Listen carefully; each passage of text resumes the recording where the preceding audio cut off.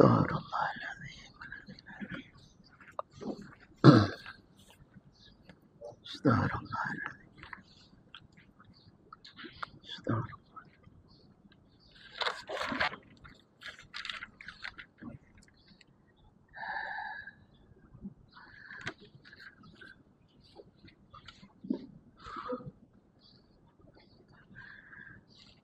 Assalamualaikum warahmatullahi wabarakatuh.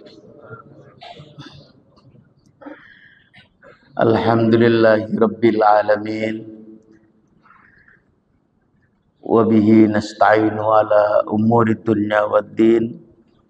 La hawla wa la quwwata illa billahil aliyyil azim. Amma ba'du. Jamaah zuhur rahimakumullah. Awalan mari kita panjatkan rasa kebersyukuran kita kehadirat Allah Subhanahu wa taala yang tidak pernah lalai, tidak pernah lupa, selalu memberikan limpahan rahmah dan hidayahnya kepada kita sekalian. Kita bisa merasakan siang hari ini, kita diberikan kesehatan oleh Allah. Kita diberikan kesanggupan oleh Allah sehingga kita mampu melangkahkan kaki kita ke tempat yang suci ini untuk beribadah. Tentunya kita mengharap mudah-mudahan ibadah kita ini menjadikan Allah ridha kepada kita. Salawat serta salam kami sanjungkan kepada beliau Rasulullah sallallahu alaihi wasallam, Rasul yang selalu kita nantikan syafaatnya pada hari kelak kemudian. Jamaah zuhur rahimakumullah. Pada kesempatan yang baik ini, materi yang akan saya sampaikan tetap masih dari hadisnya Rasulullah yang bermotif wasiat. Tidak terlalu banyak, tidak terlalu panjang. Bahkan mungkin kita sering mendengarkan disampaikan oleh para kiai, para ulama. Tapi perlu kita tekankan kembali sebagai bahan perenungan untuk dasar kehidupan kita menapaki hidup di dunia sekarang ini. Insya Allah ini adalah sebagai bahan perenungan kita, karena ini penting sekali supaya kita mengetahui Rasulullah Shallallahu Alaihi Wasallam menyampaikan lewat hadis Minahus Saniyah ini, menyampaikan, ya Ali, di depan keluarganya ketika Rasulullah menjelang wafat, menyampaikan, ya Ali, Isna'il ma'ruf, kata Rasulullah, walau ma'asuflah, berbuatlah, berbuat baiklah, walau dengan suflah, orang-orang suflah.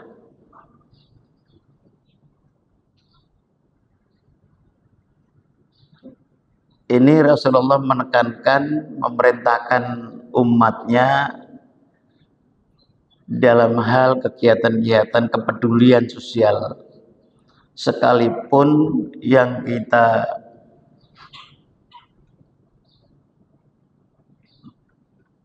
perhatikan ini adalah orang-orang suflah yang disampaikan oleh Rasulullah. Isna'il ma'ruf walau ma'as suflah.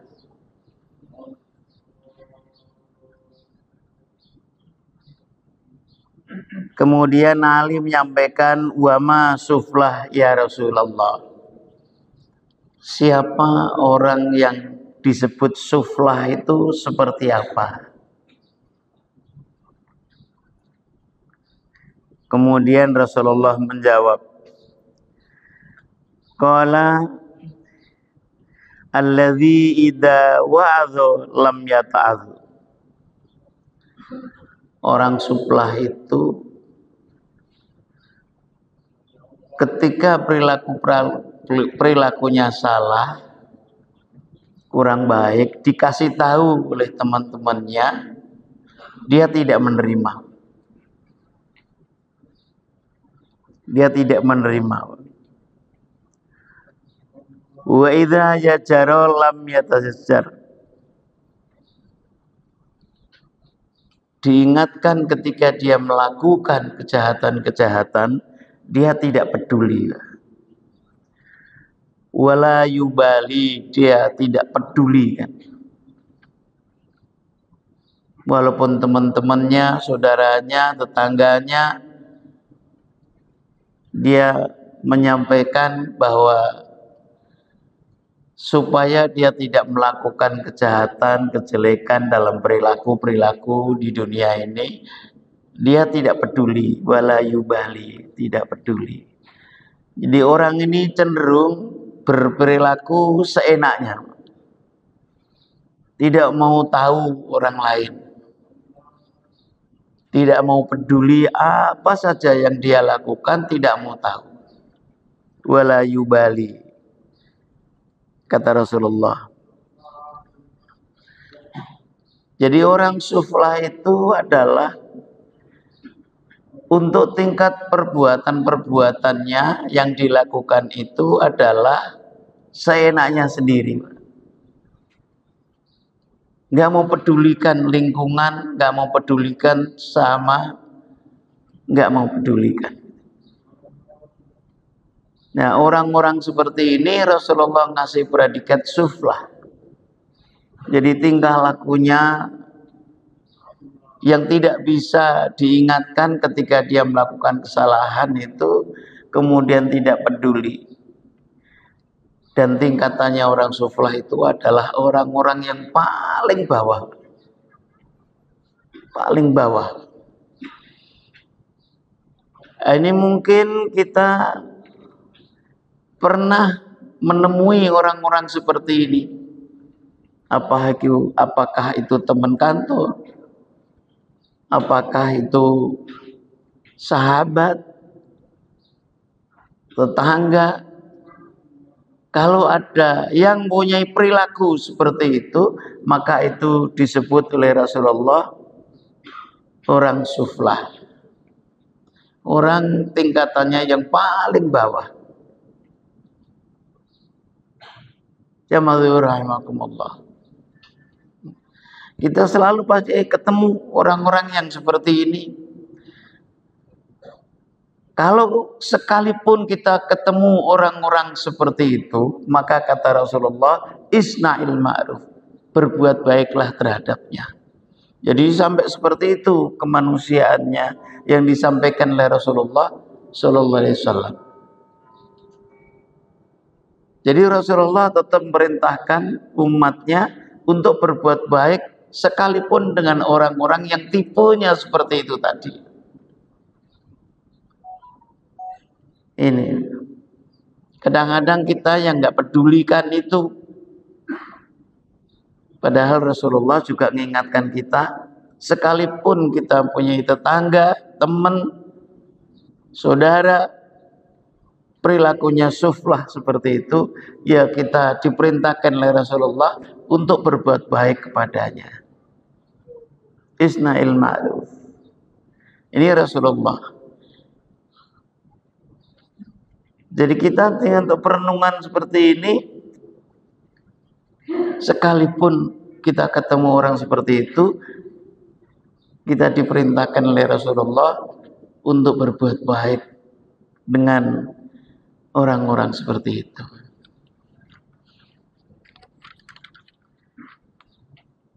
Jamaah rahimakumullah.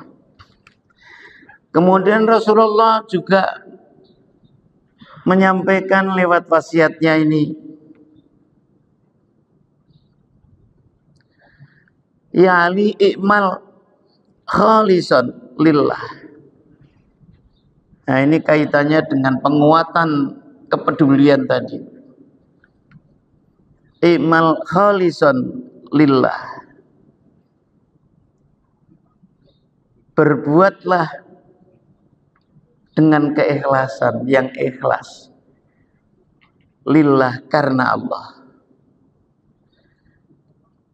Fa innallaha la yaqbalu illa man kana khalisan liwajhi.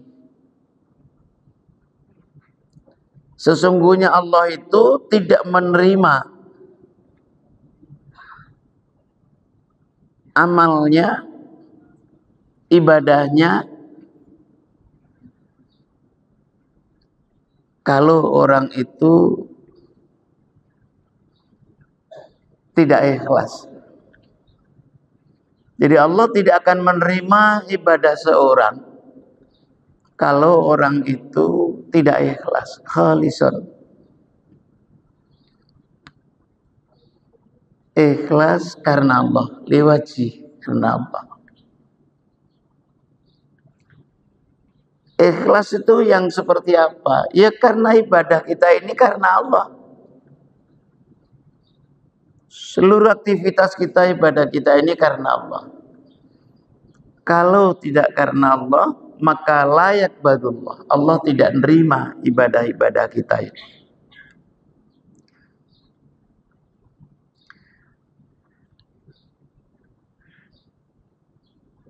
Rasulullah menguatkan dari ayat-ayat Al-Quran.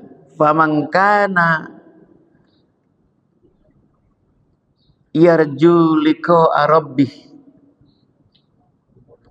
falyamal amalan sholihan wala yusyrik biibadati rabbih ahada.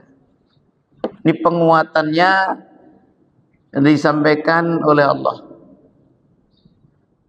lewat Al-Quran.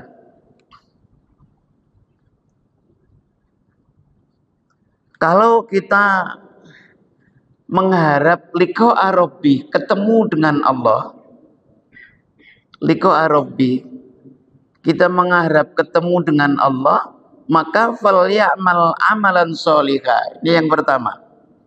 Ini nggak bisa ditawar karena ini Al-Quran. Al-Quran. Dan dikuatkan oleh Rasulullah yang menyampaikan. Orang siapa yang kepingin ketemu dengan Allah, maka yang dilakukan adalah amalnya, falyamal amalan sholika, amal yang soleh. Wala yusyrik biibadati rabbih ahada, dan tidak menyekutukan Allah. Rabbi ahada. Kelihatannya ayat ini sederhana sekali. Sederhana sekali, gampang diucapkan, mudah dihafal. Kita sering mendengar ini, amal yang soleh, tidak menyekutukan Allah, kita sering mendengar. Baik disampaikan oleh para ustadz di masyarakat kita, di lingkungan kita. Kita sering dengar itu. Ini ditekankan oleh Allah lewat ayatnya, agar supaya amal kita adalah diterima oleh Allah, dan kita kepingin bisa ketemu dengan Allah, maka amal yang soleh yang kita lakukan. Dan tidak menyekutukan Allah. Inilah yang sering kita dengar juga, kadang-kadang kita seperti ikhlas memberikan sesuatu, tapi untuk tingkat keikhlasan yang kita punya itu seperti apa? Yang tahu adalah diri kita. Kita sering dengar tidak menyekutukan Allah. wala yusyrik bi ibadati rabbi ahada, tidak menyekutukan Allah. Itu juga sering, bahkan mungkin kita sering ngomong, kita tidak boleh menyekutukan Allah, kita tidak menyekutukan Allah. Tapi praktek dalam kehidupan kita ini banyak sekali masyarakat kita ini yang berbuat justru itu adalah keadaannya mereka adalah menyekutukan Allah. Sampai sekarang di lingkungan masyarakat kita, terutama masyarakat kita yang punya masalah dalam kehidupan, itu sering sekali mencari solusinya adalah lewat perbuatan yang menyekutukan Allah. Ini yang sering terjadi.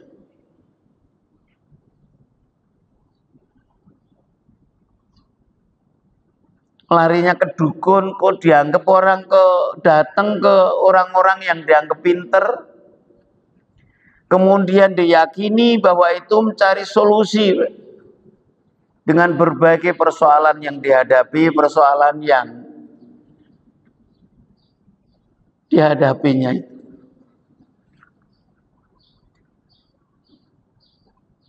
Kalau sampai itu dilakukan, maka mereka tetap menyekutukan Allah, maka tidak akan ketemu dengan Allah. Karena Allah sudah janji, orang yang mengharap ketemu dengan Allah, wa may yarju liqa'a rabbih falyamal amalan sholiha, maka berbuatlah dengan perbuatan yang baik dan tidak menyekutukan Allah, wala yusyrik bi ibadati rabbih ahada. Ini masyarakat kita masih masih budayanya kita masih seperti itu. Ketika ada kesulitan dalam menghadapi kehidupan, mereka cenderung mencari jalan keluar selain Allah. Karena banyak sekali mereka meyakini bahwa lari ke orang yang dianggap pinter, lari ke dukun itu dianggap solusi.